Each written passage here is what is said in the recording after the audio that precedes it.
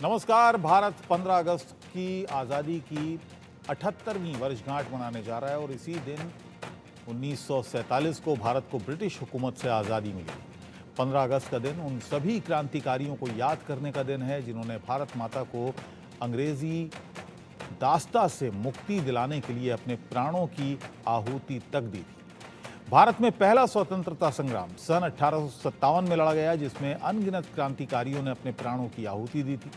इसके बाद तो देश के कोने कोने से स्वतंत्रता के लिए अंग्रेजी शासन से लड़ाई शुरू हो गई। लाखों क्रांतिकारियों ने अंग्रेजों को खुली चुनौती दी, लेकिन ब्रिटिश हुकूमत से आज़ादी लेना इतना भी आसान नहीं था। फिर वो दौर आया जिसमें बड़ी संख्या में स्वतंत्रता संग्राम के दौरान महात्मा गांधी के नेतृत्व में अंग्रेजों से अहिंसक युद्ध लड़ा गया और 200 वर्षों के संघर्ष के बाद भारत ने स्वतंत्रता को आखिरकार पा लिया। 15 अगस्त 1947 देश का वो सुनहरा दिन जिस दिन भारत को आज़ादी मिली।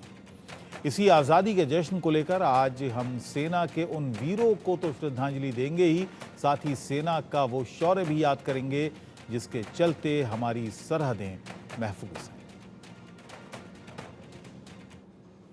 15 अगस्त की तैयारी देश भर में की जा रही है और लगातार देश भर में उत्साह 15 अगस्त को लेकर देखा जा रहा है। लेकिन जिन भारत माता के सपूतों ने इस आजादी को बरकरार रखा, उन्हीं में से एक अनुज माथुर हमारे साथ हैं, सेना के अधिकारी रहे हैं। उनसे बात करते हैं। सर, इस आजादी को किस तरह से आप देखते हैं? देश मना रहा है, खुशियां, चारों तरफ खुशियों की लहर है। देखिए, जो 15 अगस्त 1947 को हुआ वो एक बहुत लंबे संघर्ष के बाद हमें वो आज़ादी मिली थी। अक्सर हम ये बात सुनते हैं कि दे दी हमें आज़ादी बिना खड़क बिना ढाल। मेरा ये मानना है और बहुत फर्मली मेरा मानना है कि वो भी एक तरीका था, लेकिन आपने आज़ादी की प्राप्ति के लिए, स्वतंत्रता प्राप्ति के लिए 90 वर्षों तक सतत संघर्ष किया, 1857 से लेकर के और 1947 तक।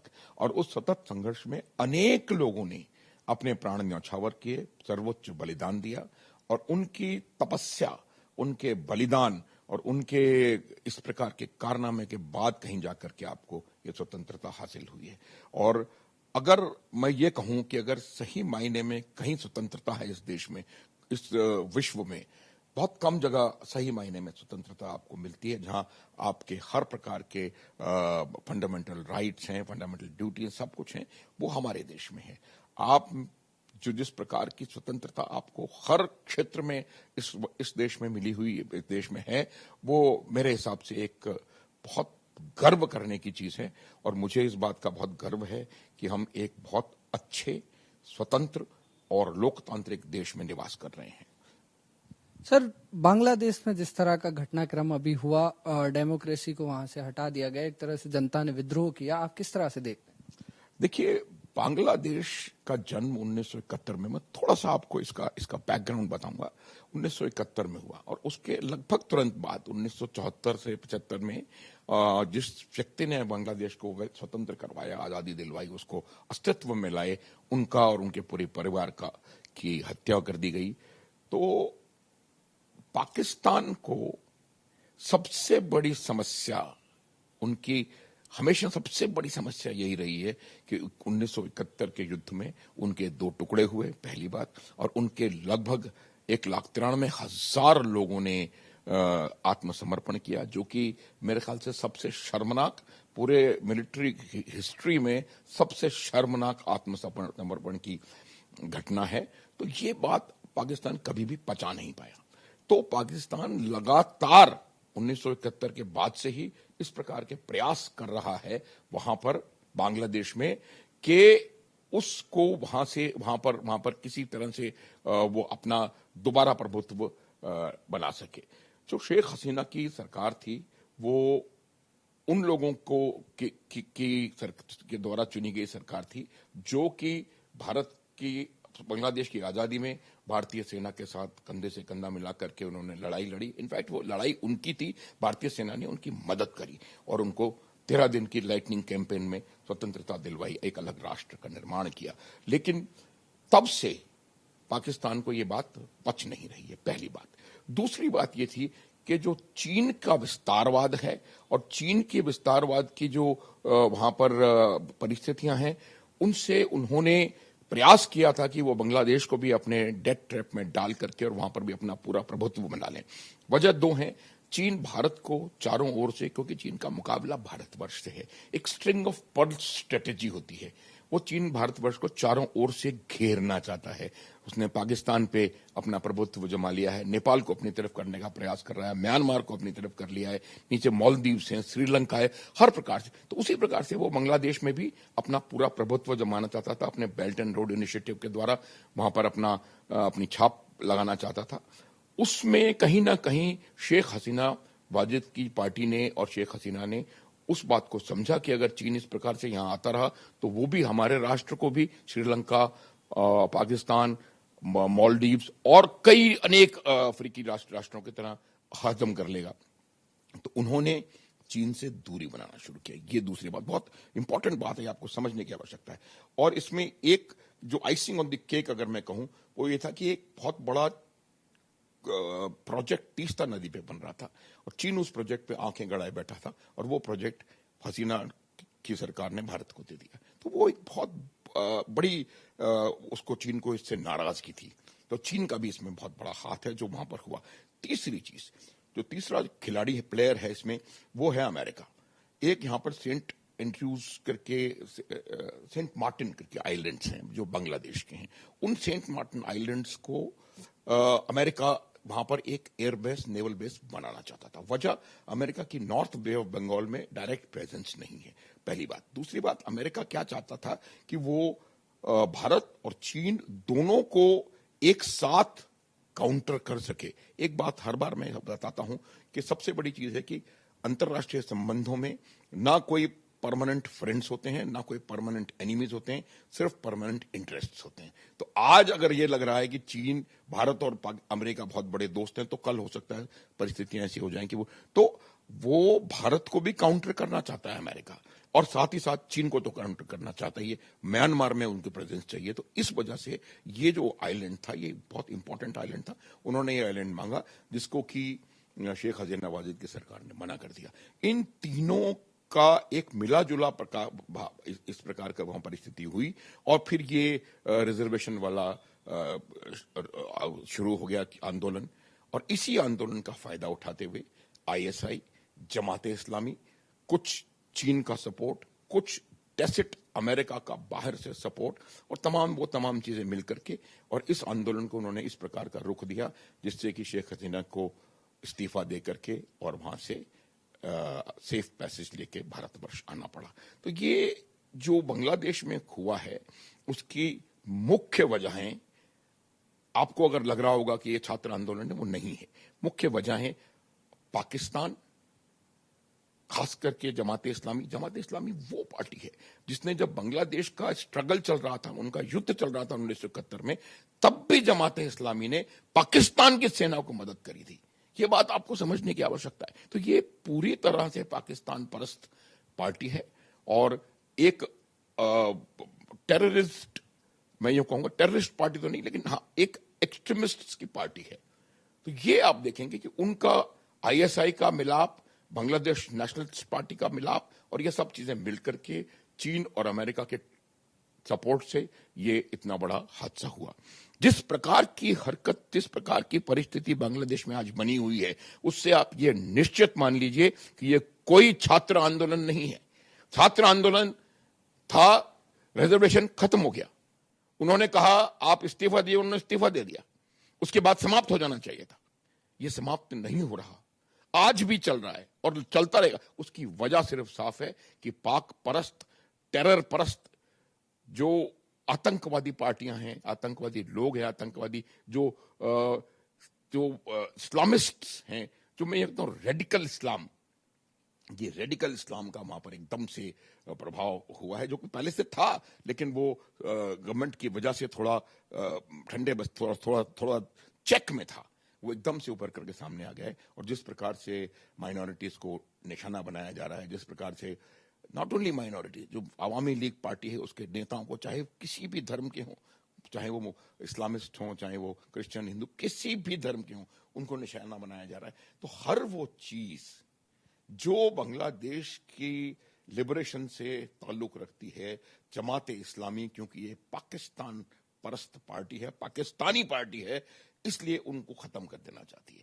एक बहुत बड़ा एक म्यूजियम बना हुआ था, वहां पर मैनिफेस्टो वो बने हुए थे, उनको भी तोड़ा गया है। जहां जहां शेख मुजीबुर रहमान की प्रतिमाएं थी, उनके तस्वीरें थी, उनकी चीज थी, उनको हर वो चीज जो कि उस स्ट्रगल से ताल्लुक रखती है उसको तबाह और बर्बाद किया जा रहा है। ये किसी भी किस्म से छात्र आंदोलन नहीं है, ये पाकिस्तान और पाकिस्तान परस्त आतंक पसंद पार्टियां इसको वहां पर अंजाम दे रही हैं। सर, जम्मू कश्मीर में धारा 370 हटाई गई, उसके बाद भी लगातार जो पाकिस्तान की ओर से भी जो हमले लगातार हो रहे हैं, कुछ लोग हैं उनको भेजा जाता है, वहां पर लगातार सेना की मुठभेड़ होती है, किस तरह से देखते हैं? देखिए, इसको मैं दो अलग अलग चीजें हैं। आपका जो प्रश्न है उसमें दो अलग अलग चीजें हैं। पहली चीज, धारा 370 का हटना, उसका क्या प्रभाव हुआ? धारा 370 के हटने के बाद से कश्मीर में, खास करके कश्मीर घाटी में लगातार अनवरत प्रकार से तरक्की हो रही है। वहां पर लगातार प्रोग्रेस हो रही है। वहां पर all India institute of medical sciences खुल रहे हैं, इंजीनियरिंग कॉलेजेस खुल रहे हैं। लोग बाग, मैंने इस कश्मीर घाटी को पहले देखा है और 2022 और 2023 में मैं दोबारा गया हूं उसी कश्मीर घाटी में, और इंटीरियर्स में, ये नहीं कि मैं श्रीनगर में जाके आया हूं, जमीन आसमान का अंतर है। जो घाटी शाम को 6 बजे 7 बजे मृत प्राय हो जाती थी, उस घाटी में 11 बजे तक 12 बजे तक चहल पहल आपको देखने को मिल रही है, बिजनेस एक्टिविटीज देखने को मिल रही है। जिस घाटी में तिरंगा देख नहीं पाते थे लोग, उस घाटी में आज वहां के छात्र, बच्चे, बच्चियां, राजनीतिक सब लोग आकर के तिरंगा हाथ में लेकर के और अपने आप को भारत का सपूत, भारत का के बनाते हुए। तो 370 के हटने के बाद से लगातार वहां पर प्रगति हुई है, लगातार वहां पर सैलानियों की संख्या में बढ़ावा हुआ है, लगातार वहां के लोगों को डेवलपमेंट देखने को, सालों बाद डेवलपमेंट देखने को मिला है। तो ये बात होगी। आप देखें किस प्रकार से हाईएस्ट रेलवे ब्रिज बना दिया है, वहां पर ट्रेन चल रही हैं। आप सबसे बड़ी समस्या वहां से उनके गुड्स को रेस्ट ऑफ द कंट्री में जाने में होती थी, वो सब तमाम चीजें ही देखी जा रही। अब आपका प्रश्न कि क्यों यहां पर घटनाएं बढ़ रही हैं, 3 वजह बताता हूं। पहली वजह, भारत में लोकसभा के इलेक्शंस हुए, घाटी में वोटिंग परसेंटेज कई और राज्यों से बेहतर रहा। 58% लोगों ने वोट किया। लोकसभा के इलेक्शन में ये कश्मीर के लोग कभी बाहर नहीं निकलते थे, मैंने देखा है अपने आप। विधानसभा और ग्राम पंचायत के इलेक्शंस में फिर भी वो लोग आके बाहर वोट देना तैयार थे, लेकिन लोकसभा में आज ये परिवर्तन देखा कि पाकिस्तान को नहीं पच रहा। दूसरा, वहां पर 370 हट के 5 साल हो गए, कुछ नहीं हुआ, पाकिस्तान को नहीं पच रहा। वहां पर अमरनाथ यात्रा सुचारू रूप से बिना किसी अड़चन के चल रही है, पाकिस्तान को नहीं पच रहा। वहां पर टूरिज्म बढ़ रहा है, 2.1 करोड़ टूरिस्ट आया है पिछले साल, वो पाकिस्तान को पच नहीं रहा। तीसरी बात, पाकिस्तान की खुद की जो इंटरनल सिचुएशन है वो खराब से खराब होती जा रही है। बलूचिस्तान में लगभग जंग का माहौल है। खैबर पख्तूनख्वा में लगातार पाकिस्तान पर, पाकिस्तान की सेना पर और पाकिस्तान के जो वो हैं गवर्नमेंट ऑफ ऑर्गेनाइजेशंस, उन पर हमले हो रहे हैं। POJK, जहां की आवाज इन्होंने पूरी तरह दबा रखी थी, आज वहां आवाज उठ रही है। उसकी एक और वजह बताता हूं, क्योंकि लोगों को देश की प्रगति नजर आ रही है, भारत की, और कैसे भारत लगातार तरक्की करता हुआ ऊपर से ऊपर चलता चला जा रहा है, और पाकिस्तान जहां का तहां है और इकोनॉमिक मेस में, इकोनॉमिक क्राइसिस में है। आज की तारीख में लोगों के पास खाने को आटा नहीं है, पेट्रोल की कीमतें जमीन आसमान को छू रही हैं, डॉलर 300 रुपए प्रति डॉलर हो गया है। तो पाकिस्तान इतना ज्यादा बौखलाया हुआ है कि वो किसी ना किसी प्रकार से अपना अटेंशन यहां डाइवर्ट करना चाहते हैं, किसी ना किसी प्रकार से वो ये सिद्ध करने का प्रयास कर रहे हैं कि भारतवर्ष में 370 हटने के बाद से कोई तब्दीली नहीं आई, लेकिन इतनी तब्दीली आई है। आप मुझे बताएं 2023 और 2024 में कुल मिलाकर के पत्थरबाजी की घटनाएं कितनी हुई? शून्य। तो ये जो आपको थोड़ी बहुत हरकत दिखाई दे रही है वो इसलिए है कि पाकिस्तान नहीं चाहता कि अमरनाथ यात्रा सुचारू रूप से चले। पाकिस्तान नहीं चाहता कि जम्मू कश्मीर रियासत में इलेक्शन चुनाव हो। पाकिस्तान नहीं चाहता, तो उन्होंने दबाव बढ़ाया है। अब ये भी प्रश्न आता है कि जम्मू के इलाके में, जो कि पीर पंजाल रेंज के साउथ का इलाका है, दक्षिण का इलाका है, वहां क्यों बढ़ रही है? उसकी 2-3 वजह है। पहली वजह तो यह है कि घाटी में उनके ऊपर इतना दबाव है कि वो घाटी में कुछ वर्थवाइल घटना कर नहीं पा रहे। 3 टियर में डिप्लॉयमेंट होता है। काउंटर इन्फिल्ट्रेशन ग्रिड, जो इन्फिल्ट्रेशन को रोकता है, वहां से वो इन्फिल्ट्रेट नहीं कर पा रहे हैं। काउंटर टेरर ग्रिड, वहां बेसेस बना करके आपके सेना की टुकड़ियां और पुलिस की टुकड़ियां वहां पे बेसेस बना के रहती हैं, वहां वो कोई एक्टिविटी नहीं कर पा रहे। और रियर एरिया में कोई एक्टिविटी नहीं कर पा रहे, तो वो बहुत बौखलाए हुए हैं। तीसरी बात जो है, जब गलवान घाटी का इंसिडेंट हुआ तो वहां पर कुछ अतिरिक्त सैन्य बलों की आवश्यकता थी। तो कुछ सैन्य बल जम्मू वाले रीजन, जम्मू डिवीजन से उठा करके गलवान के इलाके में शिफ्ट किए गए। एक बात मैं आपको बता देना चाहता हूं, जब भी भारतीय सेना सैन्य बलों को इस प्रकार शिफ्ट करती है तो इस बात का पूरा यकीन किया जाता है कि जहां से वो सैन्य बल हटाए जा रहे हैं वहां पर क्या उसकी सुरक्षा सुनिश्चित की जा सकती है। तो ये मैं नहीं कह रहा हूं आपको कि वो उनके वहां से जाने के बाद सुरक्षा में कोई कमी आई है, लेकिन वो इतना बड़ा फोर्स लेवल यहां से गया तो पाकिस्तान को एक अपॉर्चुनिटी नजर आई कि मैं इसका लाभ उठा सकता हूं। तो इसलिए उन्होंने यहां पर हमले करने शुरू किए।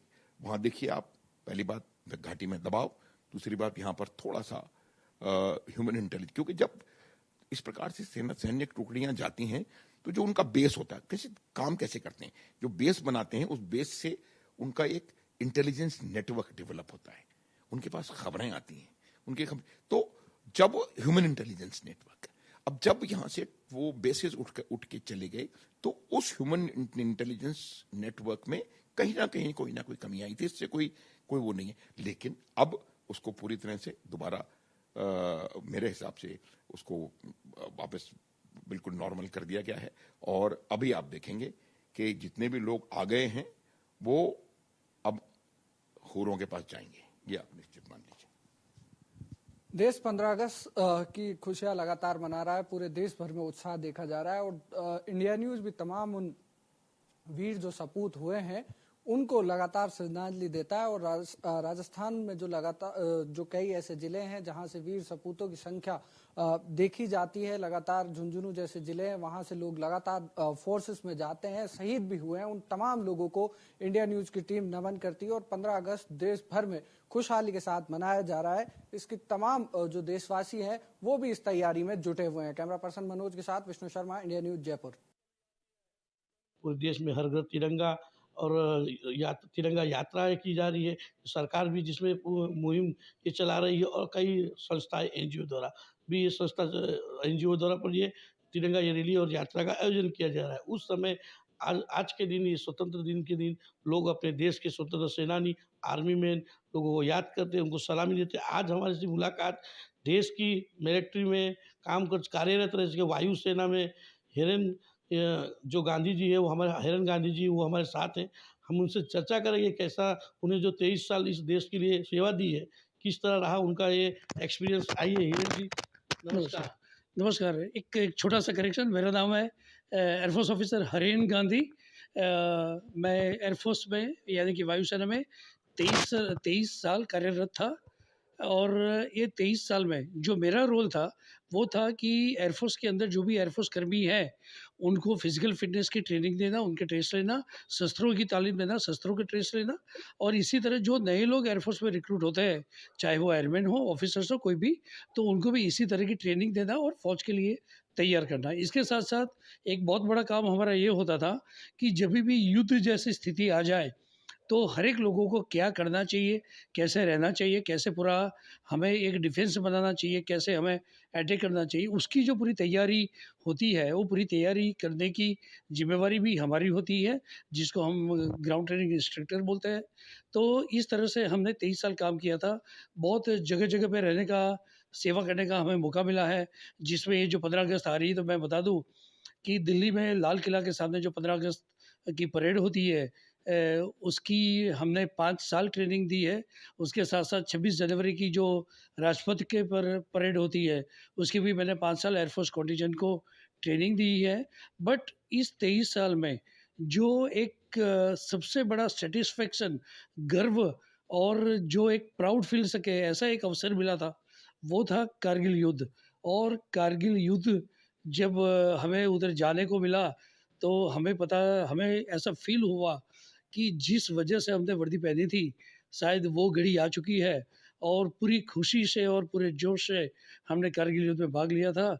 युद्ध जैसी स्थिति में एक जो ऑपरेशन लोकेशन होता है, उस लोकेशन पे हमने कम से कम साढ़े 4 से 5 महीने गुज़ारे थे और वो साढ़े 4 से 5 महीने का जो समय था, वो मेरे लिए मैं ये मानता हूँ कि पूरी 23 साल की जो सर्विस की थी, उसका सबसे बेहतरीन अगर कोई समय रहा था कि जहाँ पर हमें खुद तसल्ली मिली थी, तो वो समय था कारगिल युद्ध वाला समय। मिशन परिक्रम। हाँ, ये जो मिशन पराक्रम है, ये जो मेडल आप देख रहे हैं, ये पहला मेडल है ऑपरेशन विजय यानी कि कारगिल युद्ध के। दूसरा जो मेडल है ऑपरेशन पराक्रम, तो आपको पता होगा कि एक कारगिल तो हमने जीत लिया, बट उसके 1.5-2 साल के बाद पाकिस्तान ने एक और भारत को कहीं न कहीं डिस्टर्ब करने का कोशिश किया था और त्रासवादियों को स्पेशली ट्रेन देके संसद के अंदर घुसा के पार्लियामेंट पे अटैक किया था। और इस अटैक के बाद पूरा देश जिस तरह से गुस्साए हुआ था, हमारी सेना की जो तीनों पाँख है, उनमें भी ये जो गुस्सा था और गवर्नमेंट भी डिटरमाइन थी। तो हमने आर्मी ने, एयरफोर्स ने, तीनों ने एक प्रॉपर कोऑर्डिनेशन बना के पाकिस्तान के ऊपर ना सिर्फ अटैक करने की, बट इस्लामाबाद तक पहुंच जाने की पूरी फुल प्रूफ योजना बना ली थी। बट ये जो योजना थी, उसकी लास्ट जो मोहर लगनी थी प्राइम मिनिस्टर अटल बिहारी वाजपेयी जी के द्वारा, वो नहीं लगी थी।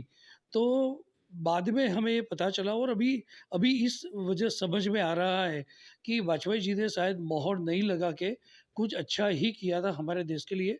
क्योंकि उनका जो विज़न ये था, लॉन्ग टर्म विज़न ये था कि इंडिया जब तरक्की कर रहा है, विकासशील है, विकास की तरफ आगे बढ़ रहा है, तो पाकिस्तान जिसके पास ना रोटी, कपड़ा, मकान, ये जो तीनों बेसिक नेसेसिटी है, उसके बारे में कुछ उनके पास फैसिलिटी नहीं है, आम नागरिक के लिए देने के लिए कुछ नहीं है। और उधर की जो पॉलिटिकल लीडरशिप है, अपनी कुर्सी बचाने के लिए कहीं न कहीं इंडिया के साथ लड़ाई की बातें करती रहती है, ऐसे मिसएडवेंचर करती रहती है।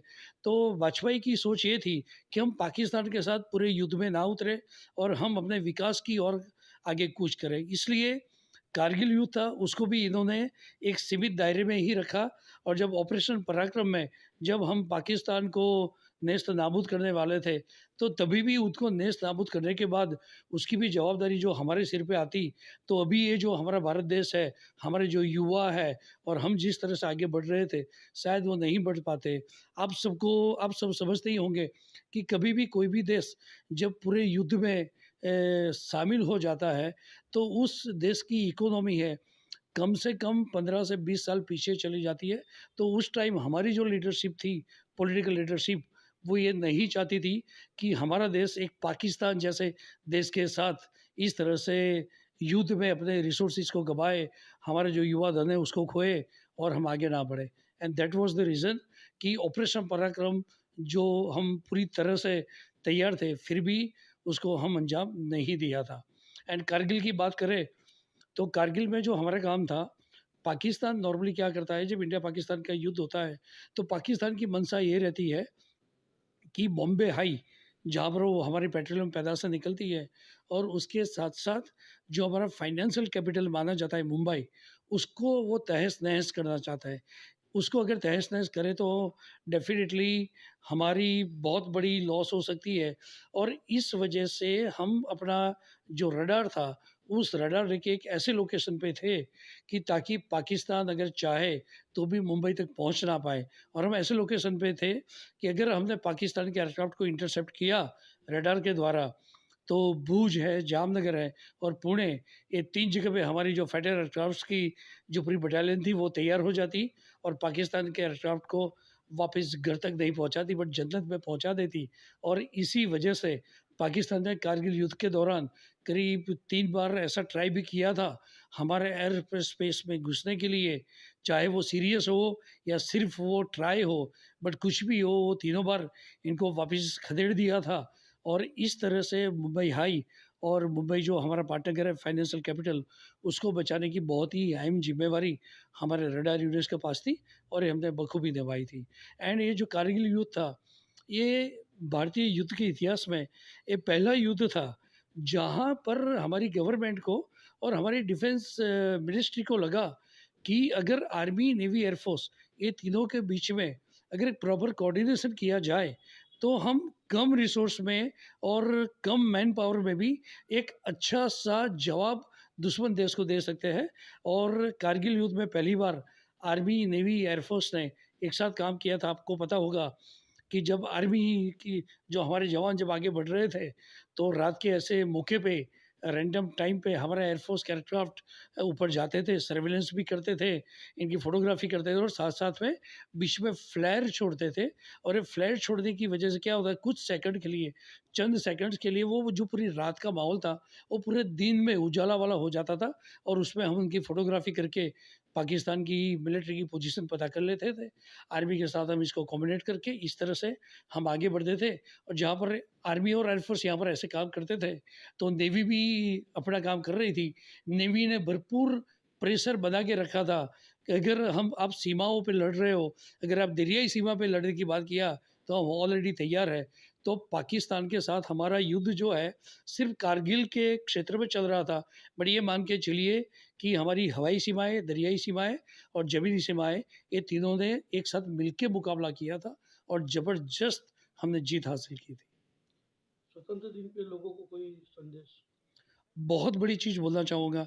देखो, मैं आप सबको न्यूज़ आपके प्लेटफ़ॉर्म के नाते ये बताना चाहता हूँ कि सीमा के पार वाले जो दुश्मन हैं ना, उनके साथ, उनको मिटाने को, उनके साथ जीत पाने को और उनको आगे नहीं बढ़ने देने को हम कैपेबल हैं।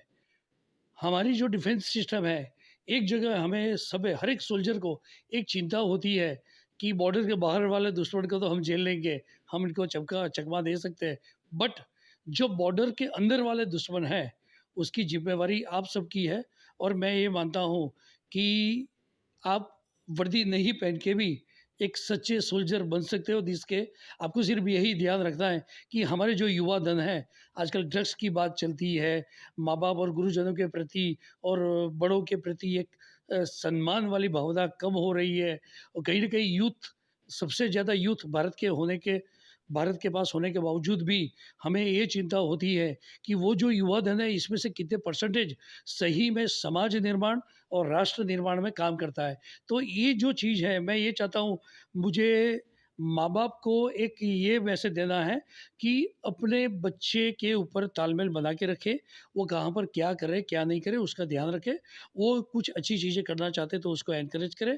और साथ में जो युवा धन है, उनको एक ही चीज़ बताओ कि never complain about the system और योर पेरेंट्स। हर लोगों को आदत पड़ गई है अपने पेरेंट्स के बारे में, सिस्टम के बारे में, समाज व्यवस्था के बारे में कंप्लेन करने की। बट क्या आपने कभी अपने आप को पूछा है कि इसको सुधारने में मैं क्या योगदान दे सकता हूँ? तो हर एक युवाओं को मैं ये बोलना चाहता हूँ कि never ask why me, but always ask try me. अगर आप में दम है तो अपने देश के लिए, अपने समाज के लिए, अपने माँ-बाप के लिए अगर आपने जीना शुरू कर दिया, तो भारत का देश फिर से वो सोने की चिड़िया कहलाने लगेगा, इसमें कोई डाउट नहीं है। नमस्कार, मैं हूं संजय श्रीवास्तव। आप देख रहे हैं इंडिया न्यूज। पूरा देश जश्न मना रहा है, 77वां स्वतंत्रता दिवस का जश्न। आप देख रहे हैं कि बच्चा हो, चाहे युवा हो, चाहे बुढ़ा हो, सब जज्बात के साथ ये स्वतंत्रता दिवस मना रहे हैं। अगर पूरा देश स्वतंत्रता दिवस मना रहा है, जश्न मना रहा है, तो उत्तराखंड पीछे कहाँ रहने वाला? चाहे तब वीर चंद सिंह गढ़वाली रहे हों, चाहे आज बिपिन रावत हों, इन्होंने एक इतिहास लिखा है। कहते हैं कि उत्तराखंड एक ऐसा राज्य है, देवभूमि एक ऐसी जगह है जहां हर घर से एक शख्स फौज में अपनी सेवा दिया है। छोटे से लेकर बड़े पद तक देश के लिए आन बान शान की लड़ाई लड़ा है। आज हमारे साथ एक ऐसी शख्सियत है, ब्रिगेडियर केजी बहल साहब।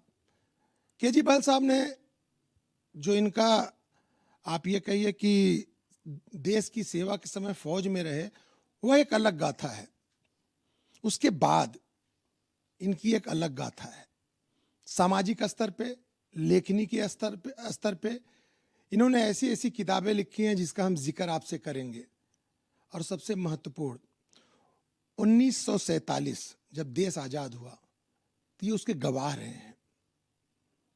इन्होंने सुभाष चंद्र बोस से मिले हुए हैं, क्योंकि पारिवारिक पृष्ठभूमि भी वही रही है। नाना फौज में थे, बड़े भाई फौज में थे। तो हमने सोचा कि इनसे अच्छा आदमी नहीं मिलेगा जो इस जश्न को हमारे साथ साझा करे। बहुत बहुत स्वागत है इंडिया न्यूज में सर। नमस्कार जी। सर, आज हम लोग 77वां जश्न का दिन कह लीजिए, स्वतंत्रता दिवस मना रहे हैं। कैसा लगता है? क्योंकि आपने वह दौर भी देखा है जब आज़ादी की लड़ाई लड़ी जा रही थी, छोटे रहे होंगे आप। जब आज़ाद हुआ आपने वह भी देखा, और उसके बाद दिन प्रतिदिन आपने इस भारत को बच्चे से युवा से आज पूरे विश्व में एक पहचान बना चुका। कैसा लगता है आज? देखिए, मुझे बड़ी दुख होता है कई बार जो मेरे से पूछते हैं कि आज़ादी का मतलब क्या है। स्कूल में मैं गया किसी स्कूल में, तो बच्चों ने पूछा कि साहब आज़ादी का क्या मतलब है। हम तो मैंने फिर उनको बताया, देखिए मैं जब छोटा था, सन 42 की बात है, 42-43 की, स्कूल जा रहा था।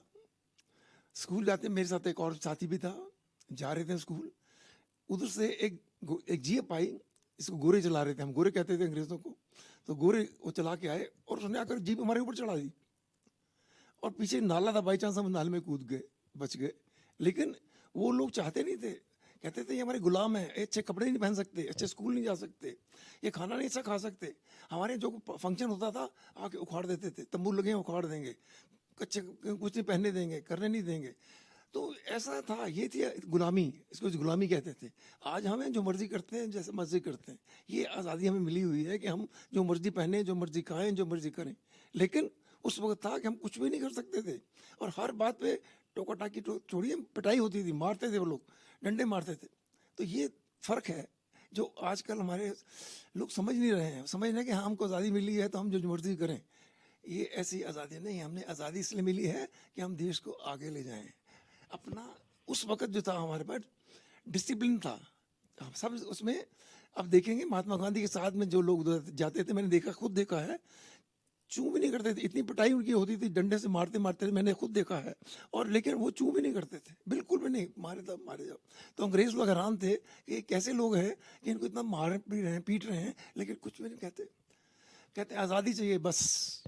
तो ऐसी आज़ादी है हमारी। तो कहीं ऐसा तो नहीं ब्रिगेडियर साहब कि जिस जश्न को हम आज मना रहे हैं, उस जश्न के संघर्ष में हम लोग शामिल नहीं थे, इसलिए आज़ादी का मतलब हमें नहीं समझ में आता? कह सकते हैं ऐसा, लेकिन बात तो ये है कि जब एक बार आज़ाद हो गए हमारे, मैं आपको बताऊं, 15 अगस्त 1947 को मैं दिल्ली में ही था, और मैंने हमारे पंडित जवाहरलाल नेहरू जी का भाषण सुना था। हम लोग बाहर थे, वो अंदर से पार्लियामेंट में बोल रहे थे, लाउड स्पीकर लगे हुए थे, और हम लोग इंडिया गेट के पास में थे। सारा शहर जगमगा रहा था, सारा दिल्ली जगमगा रहा था, और लोग इतनी खुशी थी कि कुछ मैं कह नहीं सकता। तो ऐसा जो माहौल था, वो माहौल आज नहीं है। वो क्या है आज? आज माहौल है कि मेरा है, ये तेरा है, ये उसका है, उसका है, बस। तो सर देखिए, ये तो स्वाभाविक है, परिवार में तब 4 बच्चे थे, आज 40 बच्चे हैं, तो बट नेचुरल है कि ये चीज़ें देखने को मिलेंगी। तब एक ही सोच, एक ही विचार, एक ही लक्ष्य, किसी तरह हमारा देश आज़ाद हो। लेकिन आज कई क्षेत्र में, जात में, कई चीज़ों में बट भी गया है। तो कहीं ये तो नहीं कि उस आज़ादी को हम, ये जो बंटवारा है क्षेत्र का, जात का, धर्म का, उसमें हम कमज़ोर कर रहे हैं? नहीं, वो चीज़ तो मैं नहीं कहूँगा। मैं ये बताना चाहता हूँ कि देखिए, कुछ चीज़ें ऐसी बेसिक थी उस वक्त कि इसको तो हमने करना ही है। जैसे समय का था, समय के समय पहुँचना है, समय समय करना है, और समय पर सब चीज़ें होती थी। आज हमें समय पर नहीं होते। मैं जब देखता हूँ कई फंक्शंस होते हैं, जाओ समय कुछ दिया होता है, लोग आते कितने में लेट आते हैं, ये आते हैं। सबसे बड़ी डिसिप्लिन की बात होती है हमारे फौज में कि समय पर पहुंचना है और समय पर चीज़ करना है। ये सबसे बड़ा डिसिप्लिन का वो है, वो आजकल नहीं है। और दूसरा ये अपनापन की बात ये होती है कि नहीं, शुरू में तो ऐसा हुआ जब अंग्रेज चले गए तो हमारे जो नेता लोग थे सब और कहने लगे भाई इनको सब कुछ बढ़ गया था, हमको मिलना चाहिए। खैर लोगों ने दिया त्याग किया और नीचे वालों ने लेना शुरू किया, तो क्या हो गया चीज़, एक चीज़ ऐसा फैशन बन गया, और वो क्या हो गया, करप्शन। आप जिसको करप्शन कहते हैं वो ये है। वो सर 1947 खुशी का दिन था, उसके बाद कई ऐसे दौर आए जब संघर्ष का भी दौर रहा। अगर हम 65 की बात करें, 71 की बात करें, तो जैसा हमने आपके विषय में पढ़ा कि दोनों वार में भी आप रहे, तो उस वार के विषय में कुछ बताएंगे? देखिए, मैं 65 में हम 14 किलोमीटर दूर से लाहौर से हम लोग रहते थे बंकर्स में, नीचे रहते थे बंकर्स में। और एक बार ऐसा हुआ, मैं वहाँ का डीक्यू का था, मतलब डीक्यू बहुत बड़ी अपॉइंटमेंट होती है डिव में। हमारे यहाँ आमतौर से एक डिव में 3 ब्रिगेड होते हैं, हमारे यहाँ 6 ब्रिगेड थे उस वक्त, तो उनको करना सारा संभालना पड़ता था। तो उस एक बार ऐसा हुआ, वहाँ प्रधानमंत्री हमारे जो लाल बहादुर शास्त्री थे उस समय में, वो आए और आना था। तो हमारे जीओसी साहब ने कहा, साहब से ऐसा करो तुम जाओ एयरपोर्ट पे जाओ, जैसे जहाज आने वाला हो मैं बताना, मैं आ जाऊँगा। पास में ही था, मैं ठीक है, मैं चला गया। थोड़ी देर बाद, उस समय में हमारे मोबाइल वगैरह नहीं थे, वो तो वही चाबी चल के, वो चाबी ऐसे वाला था, सिस्टम होता था, टाइम लगता था बताने में भी। तो प्लेन उतर गया। अब मैं क्या करूं, मैंने जाकर रिसीव किया तो अब दिमाग में नहीं आया क्या पूछूं इनसे, भाई अब तो प्रधानमंत्री हैं। तो फिर मैंने कहा सर एक आपसे प्रश्न करूं? कहते हाँ हाँ हाँ करके। मैंने कहा सर हम रात को 14 किलोमीटर उधर लाहौर से रात को लाइटें देखते हैं उनकी, हम लोग तो कष्ट से सोते हैं, जमीन के अंदर सो रहे हैं, और वो लोग मज़े करते हैं, लाइटें देखते हैं, बड़ा दुख होता है मन को। अगर आप हमें अलाउ करें तो हम चुटकी बजा के ले लेंगे लाहौर को।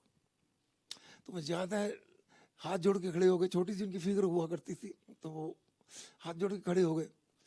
हम शांति प्रिय देश हैं, हम किसी के ऊपर अटैक नहीं करते। हाँ, हमारे ऊपर कोई अटैक करे तो हम छोड़ते नहीं हैं, तो इसलिए हम लाइन ऑफ कंट्रोल को क्रॉस नहीं करें। बस इतनी मेरी उनसे बात हुई, इतने में हमारे जीओसी आ गए, वो उन्होंने अपने जो बातें करनी थी की। लेकिन मैं बताना चाहता हूँ कि ये हमारे पास रिस्ट्रिक्शन लगी हुई थी, हम बॉर्डर को क्रॉस नहीं कर सकते। क्यों? क्योंकि हमें अटैक नहीं करना है।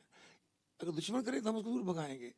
आप देखिए कितने सालों बाद हमें परमिशन ये मिली, जब हमारे कुछ जवानों के 2 सिर काट के ले गए थे, तब उसकी बात में हम लोगों ने शोर मचाया कि देखिए भाई क्या हो रहा है। तब कहा कि नहीं, जब आप चेज कीजिए, आप लाइन ऑफ कंट्रोल के पार जाके उसको मारिए। तब ये पहली बार ये हुआ था, और उसके बाद तो करके ही हुए भाई, आपको मालूम है क्या क्या। धन्यवाद सर। बहल साहब बहुत बहुत धन्यवाद इंडिया न्यूज़ से बात करने के लिए। ये थे केजी बहल साहब।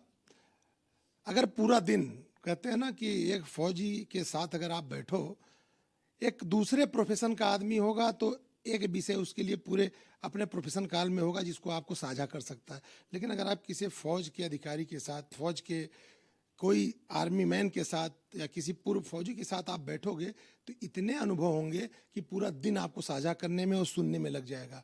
केजी बहल, हम लोग के पास समय सीमित होता है क्योंकि हम आपके पास इस स्वतंत्रता दिवस में महत्वपूर्ण जानकारी साझा कर रहे हैं। लेकिन जो भी चीज़ें हैं केजी बहल साहब के पास फिर हम लोग आएंगे, क्योंकि कई युद्ध इन्होंने ऐसे लड़े हैं। ये टेक्नोक्रेट हैं, इंजीनियर हैं, और ये जिस तरह की सेवा इन्होंने दी है, क्योंकि कहते हैं कि फौजी तभी सामने वाले को मार सकता है जब उसके लिए ज़मीन तैयार हो, और ये लोग ज़मीन तैयार करते हैं। और जो ज़मीन तैयार करता है हमारी समझ से सबसे ज़्यादा खतरे का सामना करता है। देवभूमि के लोग हैं, हर घर से देवभूमि का एक शख्स इस समय देश की सेवा कर रहा है, और हम उम्मीद करते हैं कि जैसा सर ने कहा कि देश सर्वोपरि। तो आज इस 77वें स्वतंत्रता दिवस पे हर शख्स को ये प्रण लेना होगा कि देश सर्वोपरि। धन्यवाद। देखते रहिए इंडिया न्यूज।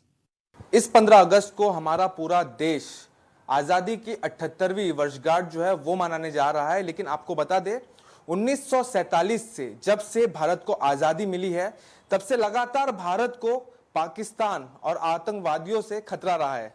खतरा रहा है बाहरी दुश्मनों से जो हमेशा भारत की शांति भंग करने में लगे रहे। लेकिन इस बीच जो हमारी भारतीय सेना है, Indian army, Indian air force, Indian navy, उनके बदौलत जो भारतीय नागरिक है वो हमेशा सुरक्षित रहे, सतर्क रहे, सावधान रहे, क्योंकि सीमा पर जवान निस्वार्थ भाव से सदैव खड़े रहे और बहुमूल्य जो है उनका योगदान रहा है। 4 वॉर जो हुए पाकिस्तान के साथ, एक चाइना के साथ, सारे वॉर्स में निस्वार्थ भाव से जो है हमारे सोल्जर्स ने बलिदान दिया है। इस बीच आज जो शख्स ITV नेटवर्क पर हमारे साथ मौजूद है उनके बारे में मैं आपको बताना चाहूंगा। 1971 वॉर के समय पर retired wing commander Sudarshan Krishnamurthy ji खुद उस वॉर के हिस्सा रहे थे। सर, सबसे पहले तो ITV नेटवर्क पर आपका बहुत बहुत स्वागत है। 15 अगस्त की आपको हार्दिक शुभकामनाएं हैं। सर, सबसे पहले मैं जानना चाहूंगा उस दौर में 1971 में क्या हालात थे, कैसा माहौल था, और उस समय भारत इतनी उलझनों के बीच में जो जंग जीता, उस जंग की शुरुआत कैसे हुई थी सर? लोगों को ज़्यादा जानकारी नहीं है।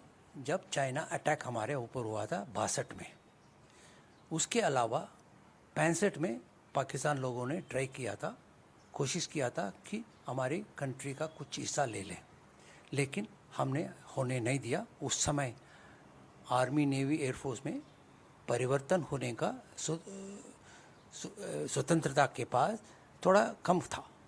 हम लोग बिल्ड कर रहे थे, लेकिन उस समय था नहीं। लेकिन फिर भी हमने उसको सह करके वीच करा। लेकिन जब 71 का बारी आया, हम लोग तैयार थे। कैसे तैयार थे? ना सिर्फ आर्मी, नेवी, एयरफोर्स, ना सिर्फ paramilitary, Indian political leadership, Indian diplomacy और नागरिक जो है इंडिया में पूरा के पूरे, they way for the war and to teach a lesson once in for all to the neighbour country. और ये समय जब शुरू हुआ था, जब मैडम इंदिरा गांधी ने जब प्लान किया था, उनको एडवाइस दिया गया था। उस समय जो जब शरणार्थी लोग आने लगे थे, मार्च से, अप्रैल से बहुत इन सैकड़ों, हजारों और लाखों में लोग आ गए थे, और चारों ओर ईस्ट पाकिस्तान का साइड में से घुस करके आ गए थे।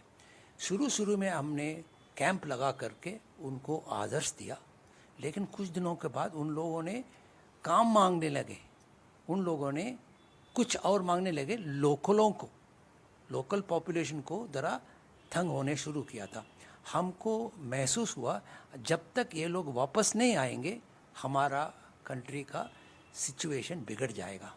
इसलिए प्लान करके जब आर्मी से पूछा गया तो उस समय उन्होंने बोला था, मैडम 3 नदियाँ, गंगा, तीस्ता और ब्रह्मपुत्र, सारे नदियाँ ईस्ट पाकिस्तान में होकर के बंगाल सागर में जाती है। इस समय आपको जगह लड़ने के लिए नहीं, खड़े होने की भी जगह नहीं मिलेगी। आप वेट करो, अक्टूबर के बाद जब पानी कम होएगा, बारिश नहीं होएगी, आइस पिघलेगा नहीं, सब उस समय हम थोड़ा मिलेगा करते। उन्होंने माना, और अचानक पाकिस्तान ने दिसंबर में 4 या 5 वेस्टर्न पश्चिमी एयरफील्ड को अटैक करके गलती किया था। ये अटैक के बाद हमारी इंडियन एयरफोर्स, इंडियन आर्मी वगैरह वगैरह तो वापस जब जवाब देने लगे, टोटल एयर सुपीरियॉरिटी हमको 3 हफ्ते में सारा मिल गया था। इसलिए क्या हुआ, पाकिस्तानी लोग वेस्ट से ईस्ट नहीं आ सकते थे एरोप्लेन, और ईस्ट के अंदर ही जो भी थे उनका हालत बहुत ख़राब था, क्योंकि फाइटर ट्रांसपोर्ट जा कर के उनका सारे एयरफील्ड तोड़ दिए। टेक ऑफ करने को जगह नहीं है, पार्क करने को जगह नहीं है। ऐसे होने के बाद उन्होंने दे दिया। इस समय मैं कहाँ से आ रहा हूँ? मैं हूँ एक हेलीकॉप्टर पायलट। हमारा स्क्वाड्रन सिलचर सिलचर में था और अगरतला से करीब 200 किलोमीटर है। और अगरतला से आप उत्तर पश्चिम जब जाओगे आपको ये सिलचर में मिलेगा। सिलचर में दूसरे विश्व युद्ध का एक पुराना एक एयरफील्ड था और एयरफील्ड फाइटर के लिए तैयार नहीं है और सिर्फ ट्रांसपोर्ट कुछ जहाज़ थे, हेलीकॉप्टर, हम लोग हमारा स्क्वाड्रन था। और हमारा स्क्वाड्रन किस किस को ऑपरेट करते थे?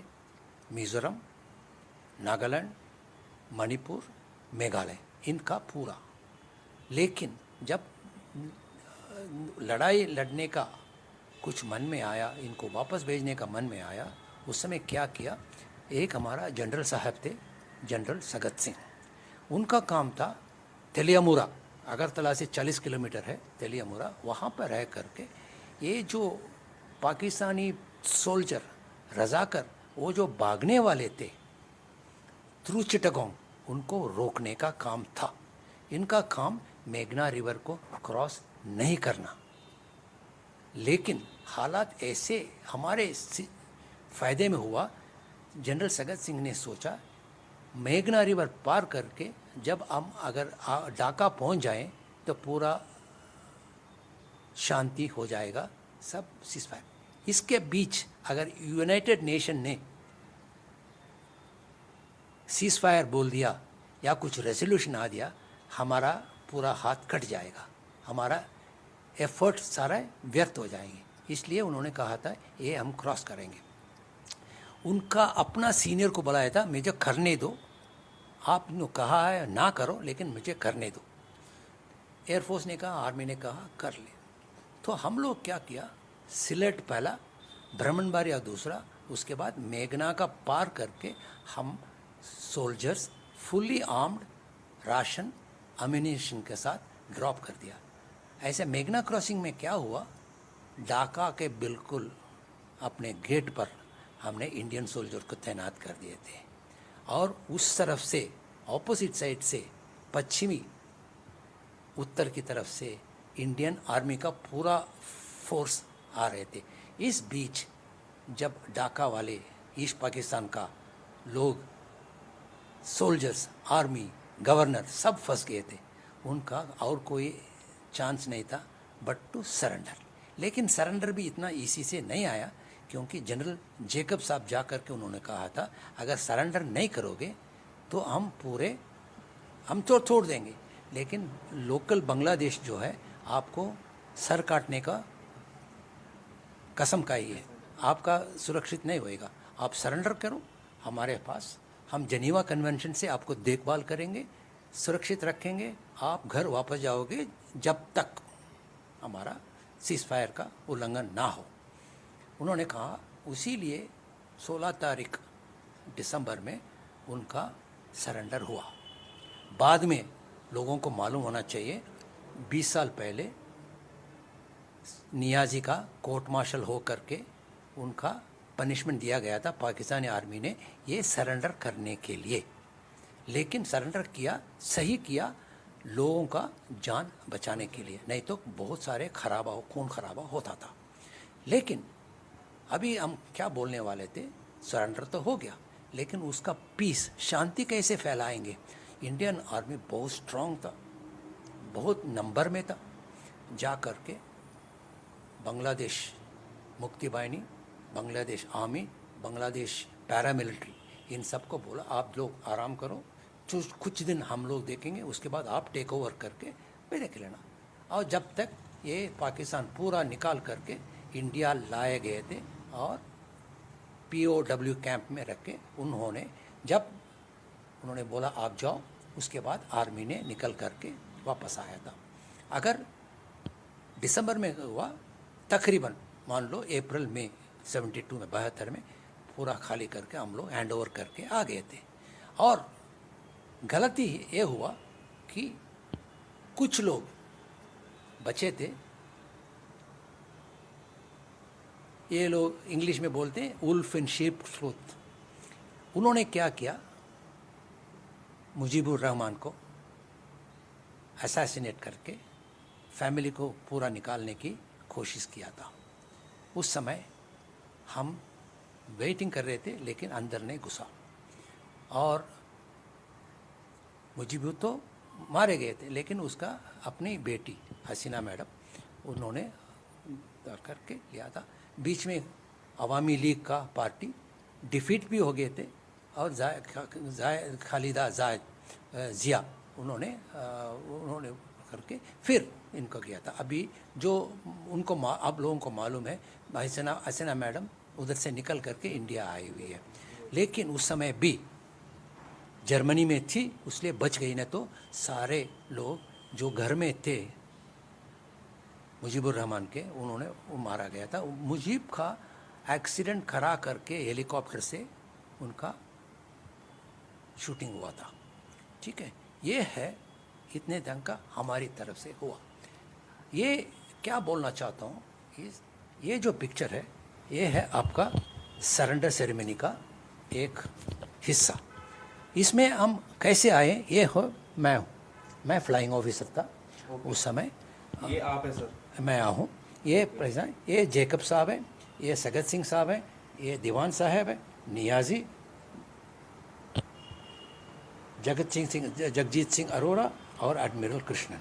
ये कैसे हुआ, हम लोग जब सरेंडर हुआ था हम लोग सीनियर ऑफिसर को ले गए थे और हम भी जाना चाहते थे, क्योंकि हम भी तो लड़ रहे थे कम से कम 8-9 महीना उसका, इसलिए हम सब गए थे। हमने देखा और मेरे पास एक कैमरा था, उस कैमरा से मैं भी फ़ोटो लेने की कोशिश कर रहा था, लेकिन इंडिया का 5 बजे, बांग्लादेश का 5:30 बजे सनसेट हो गया था, इसलिए मेरे पास फ्लैश नहीं थी, ख़राब हो गया था मेरे पास नहीं, इसलिए मैं सोचा जाके देखूँ वो लोग क्या लिख रहे हैं।